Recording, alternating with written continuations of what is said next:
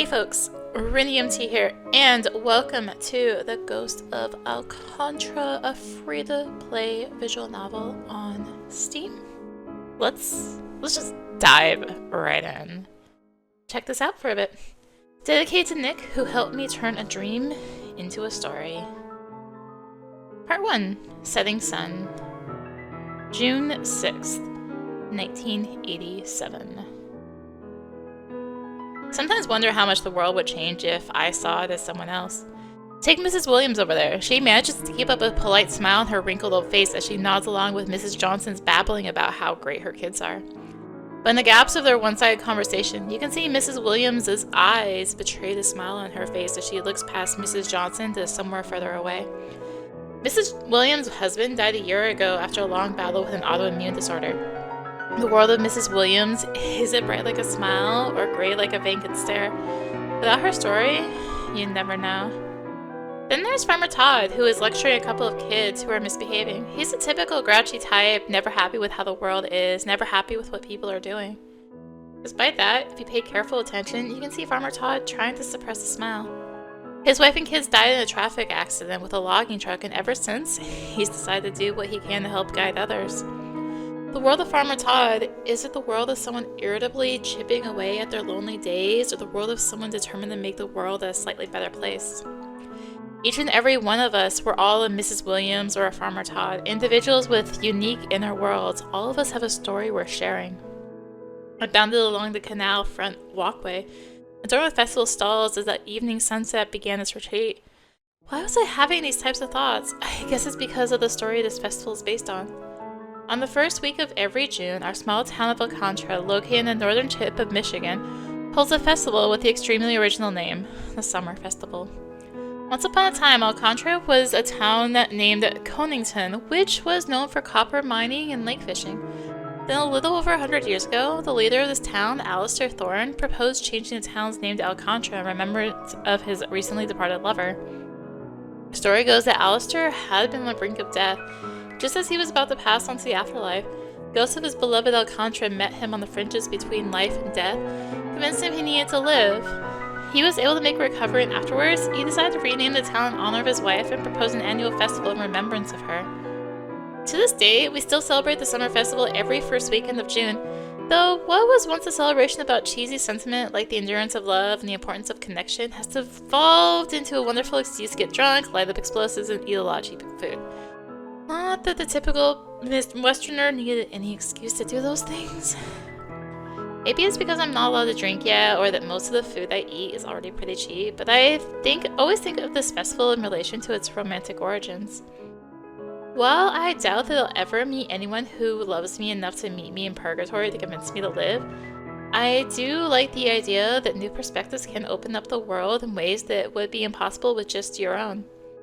Imagine that what Alcantra told Alistair was a story of her life, and it was that story that convinced him to live. We need other viewpoints, not just our own, to help us get through life.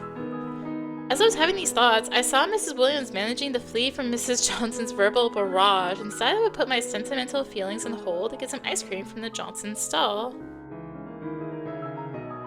Hey Nick, glad you could stop by. Walberton and Terrence not with you today?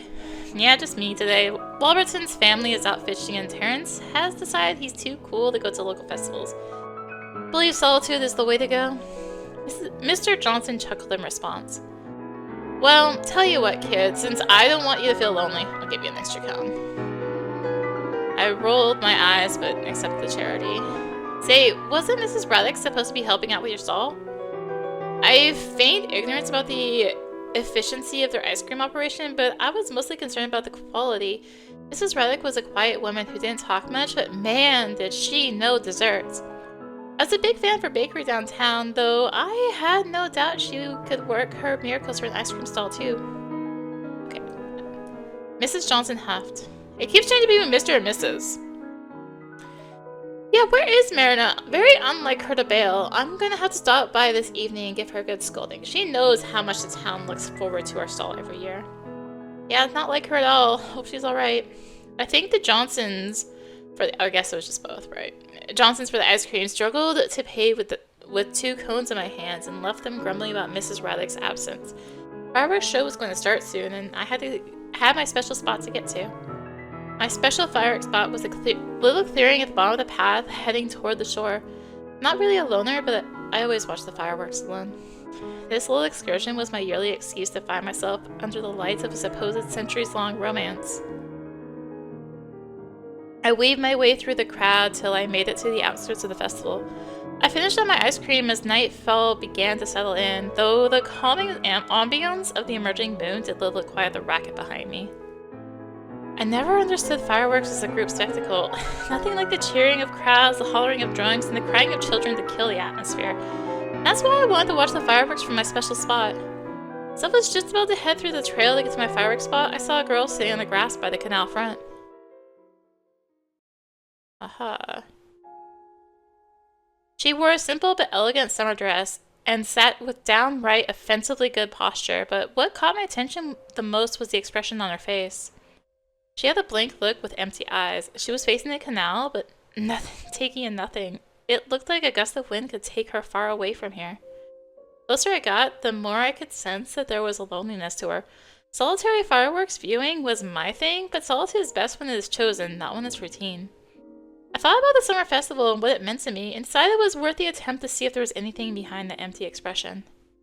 I cautiously headed over to her. She didn't look like anyone I knew, so she probably wasn't from Alcantra. Alcantra's a small town of about 5,000 people, and everyone knows each other. I would definitely recognize someone from my school. I guess she was visiting for the festival? Are you here to see the fireworks?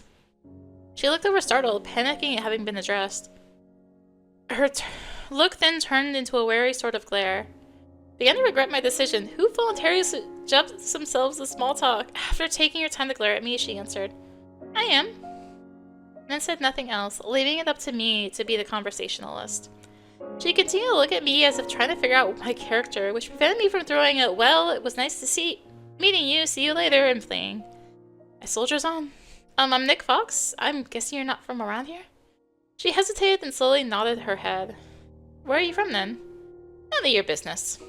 She spat that back at me quickly. A little taken aback, I regretted my soldiering on and thought that she probably just wanted to be left alone.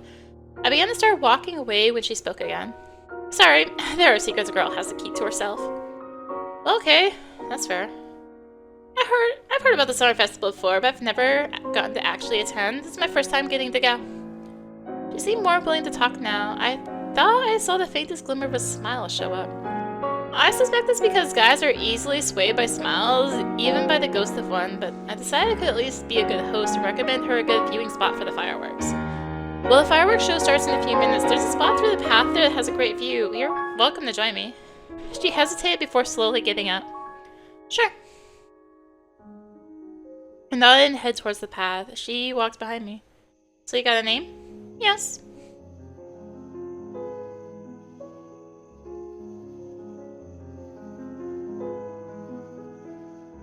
Wait for her to tell me her name, but I guess she had that regal air about her. Maybe she wasn't used to dealing with us commoners and didn't throw her name around so casually. What's your name then?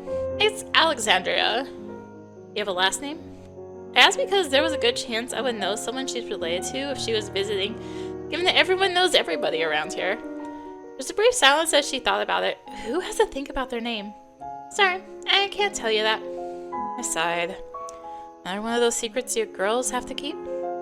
Yes, but I also don't answer strange questions from guys I haven't met before. She was very guarded and short with her responses, but honestly, from the tone of her voice, I got the feeling she wasn't that upset with me. We exited the trail and the clearing emerged. I sat down where you could see the fireworks best. I decided to break the ice by introducing myself. Well, I'm Nick Fox. I'm a senior at Alcantra High. It's nice to meet you. She sat down a good distance away from me and gave me another wary glance. Tell me, do you often try to pick up strange girls at night?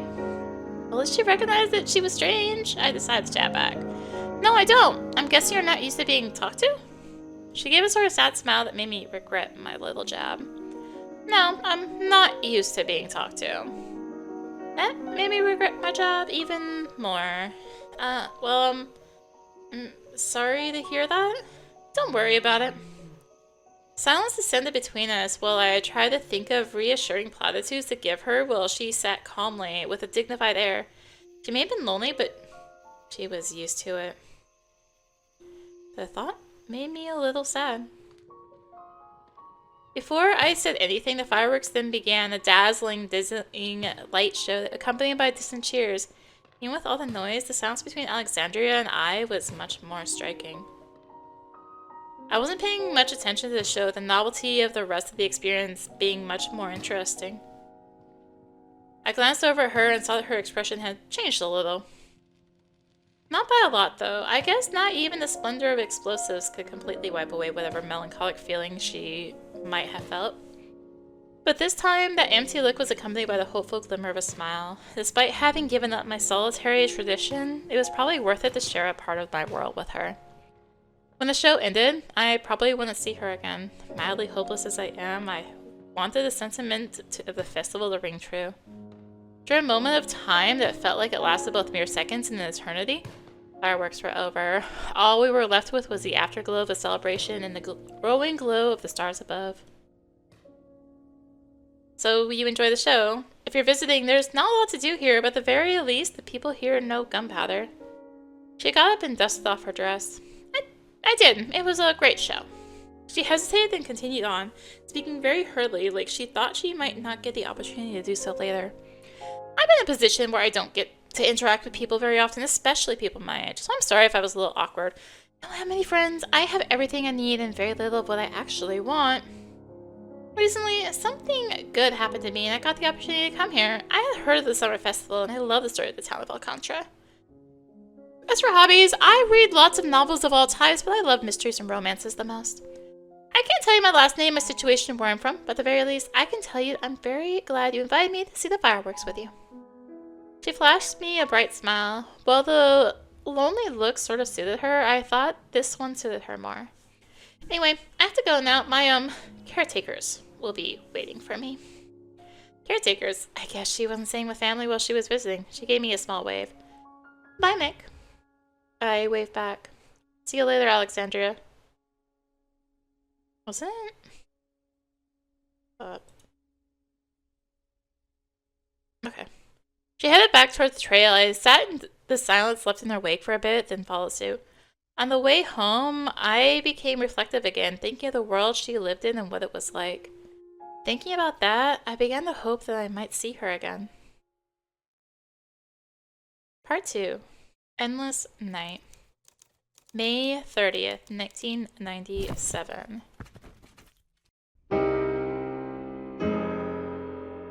Perhaps I was looking for a place to die. I certainly didn't make an effort to get out of the way of the motorcyclist. I didn't know if it was because I couldn't or because I didn't want to. I had been walking up a slope to the north side of town. It was nighttime and the cold air betrayed the beginning of the warm season we were supposed to be in. As I neared the top of the slope, I heard the shrill cry of an engine.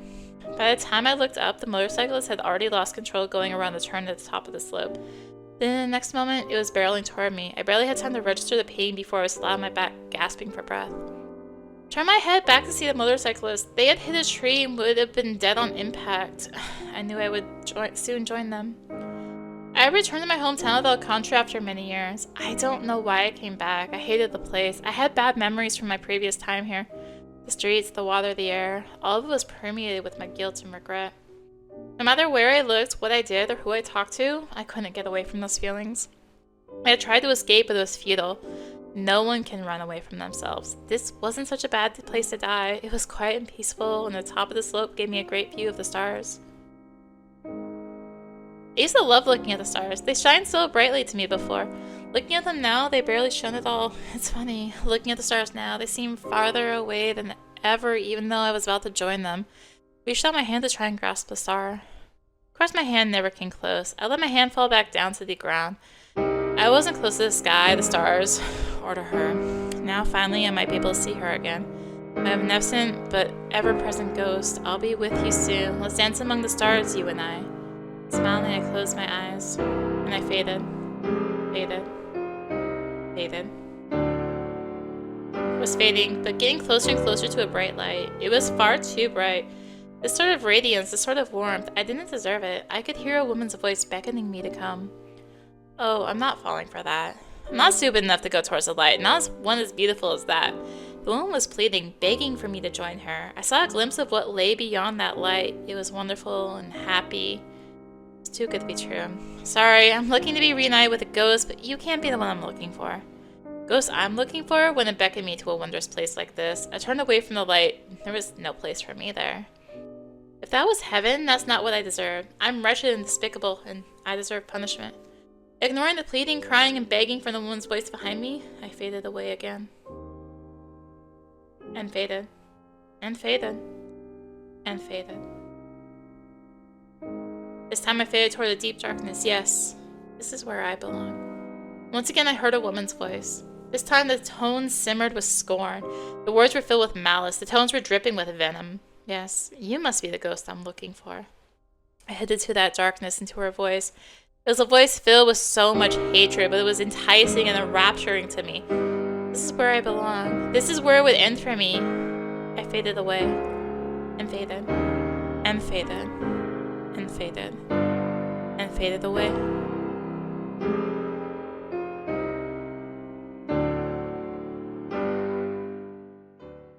I woke to the irritating beeping of vital signs monitor. With some effort, I managed to sit up in my bed. I glanced around the room. I figured how quickly I was in the hospital. Guess my injury was pretty bad. My arms and legs seemed to work fine, though. I was hooked up to several machines. I was alone in the room with nothing but the sterility of the hospital atmosphere to keep me company. It wasn't pleasant company. I wanted to find a button to summon medical staff over, but I figured it'd be a bad idea to just start pressing buttons. I waited for the return of a nurse or doctor. I lay back down and reflected on the current situation. I didn't seem to be dying. My body worked. My mind worked. But I was strangely empty. Yes, that's the word to describe it. Empty. There was nothing to me, but only lingering feelings of guilt and sorrow. I didn't know why I felt guilty. I didn't know why I felt sad. I tried to think about my situation. Obviously, I must have had some people in my life who would be concerned about me. Must be around somewhere. I tried to think of who those people would be. Are there any? I tried to remember friends. I couldn't remember any. Lovers? I must have had some, but I couldn't remember any. Perhaps I was a hermit and didn't associate with others. Okay, then let's think about me. Me. Me. Me. What's my name? I don't know. What's my age? I don't know. Where am I from? I don't know. What did I do? I don't know. What happened to me? People know these things about themselves. Why can't I answer those questions? Obviously my brain is working, but I guess it's not working as well as it should. I started to panic. I realized why I felt so empty. Without memories, there was no me. I was only an outer shell with nothing inside. My breathing quickened and I started grasping at the machines bound to me. I needed to get out of here, anywhere but here. It must be the hospital. I'm not responding well to whatever happened to me. Need a change of scenery, maybe some fresh air. That might jog my memory.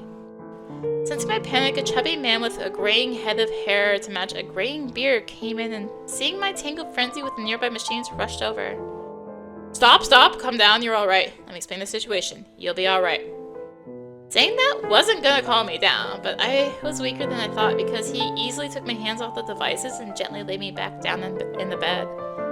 It struck me that I was being stupid. Of course the doctor would have to know something about me and we could go from there. Rationality prevailing, I calmed down. While the doctor took deep breaths and patted at some sweat on his forehead with a handkerchief, I asked him, "So what's wrong with me?" The doctor stopped mid-sweat pat to look at me. He slowly put the handkerchief away and then did his best to rearrange his face into a calm expression. Well, no time for pleasantries, I guess, but regardless, it's good to see you awake. Better start from the beginning, and then we can figure out your condition. You've been unconscious in the hospital for a week. You were hit by a motorcycle, and the impact caused quite a bit of damage. It's a miracle you're alive and as well as you are. None of your injuries are life-threatening. Fortunately, you had some spinal and head damage. Damage to your head was particularly nasty. Head injury. My stomach began to drop in realization.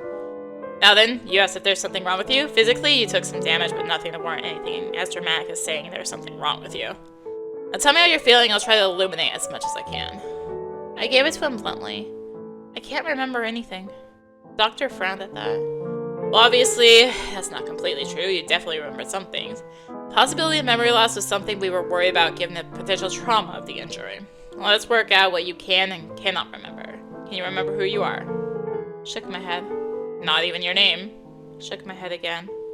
You can't remember any family or friends. Shook my head a third time. You have any strong recollections, like a particularly strong association of joy or sorrow? Even if you can't remember the details. I thought about it. Now that I mention it, I did feel deep pangs of guilt and sorrow somewhere within me. I told the doctors as much.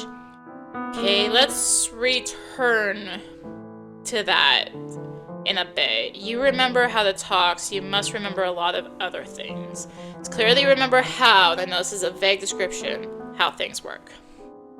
Like you'll know how math works, so your cognitive abilities are still working. Let's try a different round. Do you remember how apples taste? Yeah, actually I do. I know what they taste like. Interesting. We play a game of 20 questions. My initial self-diagnosis was pretty off. I remembered plenty of things. In fact, it seemed like I remembered most things. I remember that the Cowboys won the 1996 Super Bowl, that Bill Clinton was the president, and things like that. The only things I couldn't remember were anything to do with me. And so far, I seem to be making new memories just fine. Well, this is highly unusual. Post-traumatic amnesia is particularly uncommon. Most amnesiacs experience anterograde amnesia. That is, they can't make new memories. We'll monitor the situation, but it looks like you have a highly unusual case of a retrograde amnesia. That's when you can't remember previously stored memories, and even those cases usually just involve forgetting relatively recent memories, not long-term ingrained ones. Even more so, to have such a highly specific type of retrograde amnesia, where only certain types of memories are affected, never heard of it happening. Suspected in time, you'll recover your memories. I suspect that the specificity of your amnesia is more likely to lie with your psychological condition rather than your physical. Mention strong remnant feelings of guilt and sorrow. It's likely those feelings are the root cause of your current condition. The accident with the motorcyclist was merely a catalyst that allowed this to happen. That seemed far-fetched, but I decided to trust the doctor. It was a lot to take in, but it was reassuring that he thought I'd get my memories back. Then I realized that we were forgetting something obvious. Of course we could figure out who I was. There had to be someone in the area who knew me. I brought this up to the doctor, but his face darkened. We'll send notifications to the police about this, and reports will be filed, but no one has come forward regarding you. We're in Alcantra, a small town in northern Michigan. Perhaps it's an area you're not from, so identification from a local who knows you might not be possible. If that's the case, and it might take some time for the police to track down where you're from. Alcantra. The name sounds so familiar. Positive I knew the area. No, it was more than I knew the area. Knew about the area. Alcantra must be associated with those lingering feelings of regret and sadness I had. Must have been part of me, which made it strange that no one had come forward to identify me. Hit by a motorcyclist, meaning I was out walking. Surely some form of ID on me? Doctor's face became even more glum. Well, you have a wallet. Perfect! There's no way my driver's license wasn't in there. Unless I didn't have one. There was no ID in it. Great. I don't remember who I am. Apparently I was a loser who couldn't drive. Actually, there is someone who wants to talk to you about that. We have a good reason to think your wallet was tampered with. You mean they stole my money? No, the money is still there. You still have your $13.47. Tampering is more malicious than that. Doctor gave a big sigh. Honestly, I think you need more time to process all this, but the person who wants to meet you is quite insistent and it's urgent she meets with you as soon as possible. She's gonna be sorely disappointed about your condition. His glum face became even glummer. I hope he had enough saved for retirement. He probably deserved it. Frankly, the matter probably is urgent. Are you okay with seeing her? I am. Okay, I'll update her about your condition and then let her in to see you. The doctor got up and walked out the door, leaving me to stew in anticipation. At this point, I was more curious than nervous. About 10 minutes later, a woman walked in. She marched in like she owned the place. She glanced at me before taking out a cigarette and putting it in her mouth. Got out there later? Looked at me again, probably reflecting the reality of smoking in hospitals. And then lit the cigarette. Anyway. Doctor didn't come in with her, which I was mildly alarmed by given her lack of concern for his patient. I couldn't quite put my finger on it, but there was something familiar about this detective.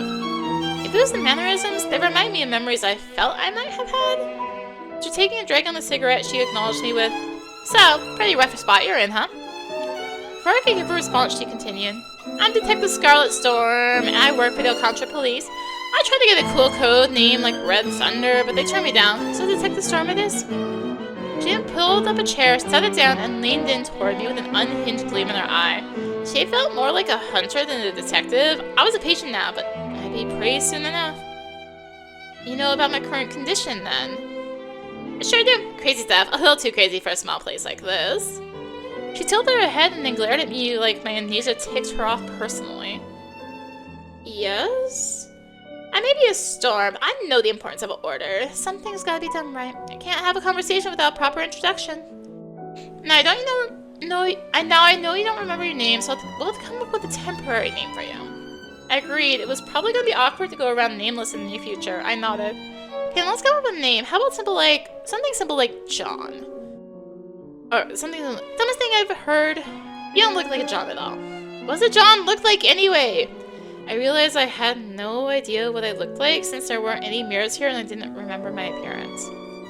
Okay, not John then. What do I look like then if we're using my appearance to decide my name? And while we're at it, how old do I look? You look like you were dumped by your girlfriend about after 10 years of going steady, but not committing to tying the knot, cried your eyes out, didn't get cleaned up afterwards, but then got hit by a car. Or a motorcycle in your case. She laughed at my shocked look and then continued. You're a little over 6 feet, medium, muscular build. You've got short brown hair and some weird stubble thing going on. And you have some sad-ass eyes. Not great at guessing these sorts of things, but I'm gonna guess you're in your early 30s. Once I got over the shock of her description, I vowed to take a shower and look in the mirror. But that could wait. I want to hear what this case was about, and for that to happen, I needed a name. So it looks like I've seen better days, I guess? Remember the name, it should be unique, not some John. I don't know what she had against the Johns in her life. It took some time to think about my name while Detective Storm tapped her foot impatiently. How about something like Victor? Victor? What does Victor have to do with a 6-foot bum? I don't know, something about the letter V stirs up strong emotions in me, like I have some long negative association with it. How I'm currently feeling, negative is the way to go. She gave me a long look before rolling her eyes. Okay, Victor it is. Let's get down to business then, Victor. As the doctor let you know, your wallet is very interesting. There's no ID in your wallet. Instead, in the little fold where the driver's license typically would be, there was a piece of paper with some words written on them. But weren't funny enough that the wallet found its way to the medical folks all the way to me. She reached in her paw and pulled a small rectangular piece of paper. She held it out toward me. You think you can handle it? Of course I can. I found out I'm in amnesiac today. I can handle anything. Grab the note. On the paper in bright red letters, this was written. Her blood is on your hands.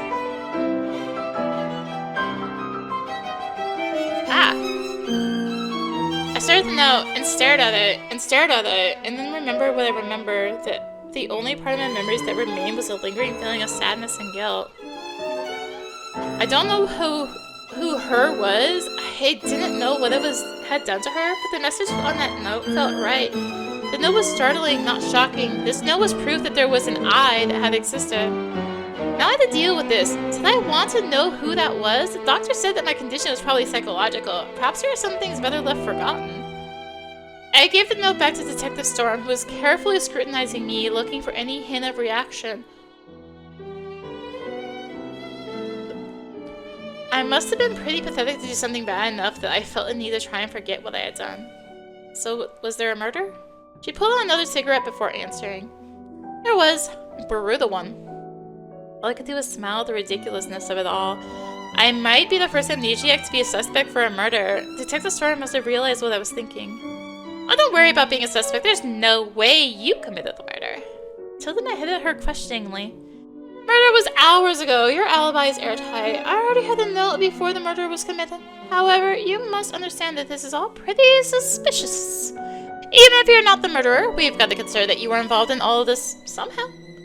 I nodded. That's understandable. There's a lot of possibilities to consider. 1, someone who discovered your body didn't like you and decided to pull an elaborate prank. 2, this could be in reference to a past event and not related to the murder case I'm currently investigating. 3, it could be a message in relation to the murder. And lastly, it might have been a message you left for yourself. Now, there's still plenty I'd like to know about the person who left you this message. As for why they decided to replace your ID with that note, I have no idea. And well, if it was you, I'm just seeing why you left yourself that note. It really was bizarre. The scenarios in which someone left me the note seem so implausible. Why would they do that? What purpose would leaving the note serve given I had just been hit by a motorcycle? If I left that note for myself, it begged the question of what I had done and whose blood was on my hands. Perhaps the note was supposed to be a reminder of my guilt, but even so, it was a strange thing to do. Your unfortunate condition has put quite a damper on the potential role you might have served in helping me with the investigation. It's not often we get murders around here. Any lead would have helped us. She leaned toward me, and I once again caught that unhinged glimmer. Even so, I'd like your help with the case. As such, I've asked the doctor if it would be alright if you were to come along and stay with me for the duration of the investigation. Well, I hear you don't have anywhere to go anyway. Until some friends or family come to bail you out from dealing with a hottie like me, I'd appreciate your cooperation. She gave me a wicked smile that made like she made a deal I couldn't refuse. Something about that smile seemed so familiar, even though it wasn't possible that I had known her. That made me a little hesitant. Still, I didn't want to turn down their offer for the sake of getting my memories back more than anything. I owe it to myself, but to the woman whose blood is on my hands. And let's look at on the bright side. Say what the detective would be staying cooped up in the hospital going crazy from not remembering things. Who am I? Well, that's easy. I'm an amnesiac potentially involved in the murder case. Who was I? I could have been a murderer. I could have been an accomplice to a murderer. I could have been just an idiot who got caught up in a murderer. Caught up in a murderer. Maybe it was just a nobody. I could have been anyone and done anything. Who will I be? That was a real question. I got the feeling that once I remembered who I was, that who I was would determine who I would be. Having made up my mind, I nodded towards Detective Storm. It would be my pleasure, Detective Storm. I look forward to working with you. She nodded back. Should warn you though, it might be a spooky case. What do you mean? Many local residents think there's a supernatural element at work. They're saying these murders are being done for the Ghost of Alcantra. June 7th, 1987. Oh, there's something like back and forth, I guess? Well, that was the prologue, so I think that's a good point to call it. Can't wait to see how many copyright claims this gets for, free use music. And yeah, anyway. Can't wait for that. Thank you for watching. If you... I don't think there was references. Yeah. I like save it. Main menu. Music. Yeah. Wait, is there another back? Previous. Main menu. Okay, there it is.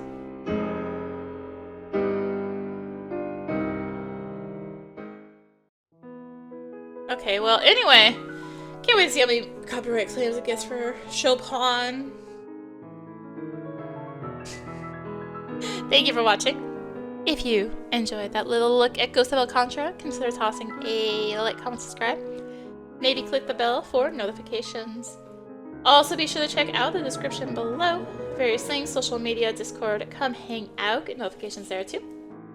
And until next time, this is rinimt signing out. Bye!